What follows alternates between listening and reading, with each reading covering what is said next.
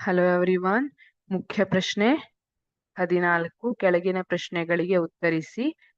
34ನೇ ಪ್ರಶ್ನೆ ಸಂಖ್ಯೆಯನ್ನ ಗಮನಿಸಿ. ಇದು 3 ಅಂಕಗಳ ಪ್ರಶ್ನೆಯಾಗಿದೆ.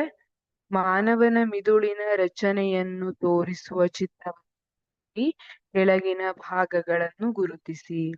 ಒಂದನೆಯದು ಮಹಾಮಸ್ತಿಷ್ಕ, ಎರಡನೇದು ಪಾನ್ಸ್. ಮಾನವನ ಮಿದುಳಿನ ರಚನೆ ಬಹಳ ಇಂಪಾರ್ಟೆಂಟ್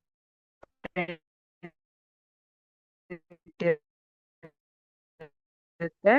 ಇದನ್ನ ಬಿಡಿಸ್ಲಿಕ್ಕೆ ಬೇರೆ ಬೇರೆ ಭಾಗಗಳಿರ್ತವೆ. ಮಹಾಮಸ್ತಿಷ್ಕ, ಪಾನ್ಸ್, ಮಧ್ಯ ಮೆದುಳು, ಆಮೇಲೆ ಅನುಮಸ್ತಿಷ್ಕ, ಇಲ್ಲಿ ಮೆದುಳು ಬಳ್ಳಿ ಇರ್ತದೆ. ಹೈಪೋಥಲಾಮಸ್, ಮೆಡುಲ್ಲಾ ಅಂತ ಬರ್ತದೆ. ಬೇರೆ ಬೇರೆ ಭಾಗಗಳಿರ್ತವೆ. ಇದರಲ್ಲಿ ಮಹಾಮಸ್ತಿಷ್ಕವನ್ನ ಗುರುತಿಸ್ಲಿಕ್ಕೆ ಹೇಳಿದ್ದಾರೆ. ಇದು ಮಹಾಮಸ್ತಿಷ್ಕ, ಇದು ಮುಮ್ಮೆದುಳಿನ ಭಾಗವಾಗಿರುತ್ತೆ. ಈ ಮಹಾಮಸ್ತಿಷ್ಕ ಅನ್ನುವಂಥದ್ದು ಯೋಚನೆ ಇರಬಹುದು ಅಥವಾ ನಮ್ಮ ಮೆಮೊರಿ ಇರಬಹುದು, ಇದೆಲ್ಲದರ ಕೇಂದ್ರವಾಗಿದೆ. ನಾವು ನಡೆಸುವಂತಹ ಐಚ್ಛಿಕ ಕ್ರಿಯೆಗಳು, ನಾವು ನಡೆದಾಡೋದಿರ್ಬಹುದು, ಈಗ ಕೂರ್ಚಿಯನ್ನ ಒಂದ್ ಕಡೆಯಿಂದ ಒಂದ್ ಕಡೆದಿರ್ಬಹುದು, ಇದೆಲ್ಲ ಮಹಾಮಸ್ತಿಷ್ಕದಲ್ಲಿರುವಂತಹ ಅಥವಾ ಮುಮ್ಮೆದುಳಿನಲ್ಲಿರುವಂತಹ ಬೇರೆ ಬೇರೆ ಭಾಗಗಳು ನಿರ್ವಹಿಸುತ್ತವೆ. ಅದೇ ರೀತಿ ಬೇರೆ ಬೇರೆ ಐಚ್ಛಿಕ ಕ್ರಿಯೆಗಳನ್ನ ಇದು ನಿಯಂತ್ರಿಸುತ್ತೆ. ಈಗ ನಾವ್ ಯಾವುದೋ ವಸ್ತುವನ್ನ ನೋಡ್ತೀವಿ, ನೋಡ್ತಾ ಇರುವಂತಹ ವಸ್ತು ಯಾವುದು, ಇದನ್ನ ಗ್ರಹಿಸುವಂತಹದ್ದು, ಇದನ್ನ ಅನಾಲಿಸಿಸ್ ಮಾಡುವಂತಹದ್ದು ಯಾವುದು? ಮುಮ್ಮೆದುಳು, ಇದರಲ್ಲಿರುವಂತಹ ಮಹಾಮಸ್ತಿಷ್ಕ ಆಗಿರುತ್ತೆ. ಈ ರೀತಿ ಬೇರೆ ಬಹಳ ಮುಖ್ಯವಾದ ಪಾತ್ರವನ್ನ ವಹಿಸುತ್ತೆ. ಅದೇ ತರ ಪಾನ್ಸ್, ಲ್ಯಾಟಿನ್ ಭಾಷೆಯಲ್ಲಿ ಪಾನ್ಸ್ ಅಂದ್ರೆ ಸೇತುವೆ ಎನ್ನುವಂತಹ ಅರ್ಥವನ್ನ ಕೊಡುತ್ತೆ, ಸೇತುವೆ ಅಂತ.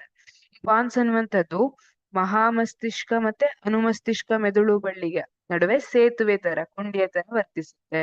ಇಲ್ಲಿ ಇವುಗಳ ನಡುವೆ ಸಂದೇಶಗಳನ್ನ ಒಂದರಿಂದ ಒಂದಕ್ಕೆ ಟ್ರಾನ್ಸ್ಫರ್ ಮಾಡುವಂತಹ ಅಥವಾ ಒಂದರಿಂದ ಒಂದಕ್ಕೆ ಸಾಗಿಸುವಂತಹದ್ದು, ಅವೆರಡರ ನಡುವೆ ಕೊಂಡಿಯಾಗಿರುವಂತಹದ್ದು ಪಾನ್ಸ್ ಆಗಿದೆ. ಜೊತೆಗೆ ಇದು ನಾವು ಅಗಿತೀವಲ್ಲ, ಅದಕ್ಕೆ ಕಾರಣವಾಗುತ್ತೆ. ಆಹಾರವನ್ನ ಜಗಿತೀವಲ್ಲ, ಅದಕ್ಕೆ ಕಾರಣವಾಗುತ್ತೆ.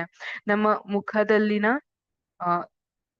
ಬದಲಾವಣೆ ಮಾಡ್ತೀವಲ್ಲ, ನಾವು ಮುಖ ಭಾವನೆಗಳನ್ನ ಬದಲಾವಣೆ ಅದಕ್ಕೆ ಕೂಡ ಪಾನ್ಸ್ ಕಾರಣವಾಗಿರುತ್ತೆ. ಆದ್ರೆ ಇಲ್ಲಿ ಇವುಗಳ ಕಾರ್ಯವನ್ನ ಕೇಳಿಲ್ಲ, ಕೇವಲ ಅವುಗಳನ್ನ ಗುರುತಿಸ್ಲಿಕ್ಕೆ ಹೇಳಿದ್ದಾರೆ. ಮಹಾಮಸ್ತಿಷ್ಕ ಮತ್ತೆ ಪಾನ್ಸ್ ಅನ್ನ ಗುರುತಿಸಿದ್ರೆ ಆಯ್ತು.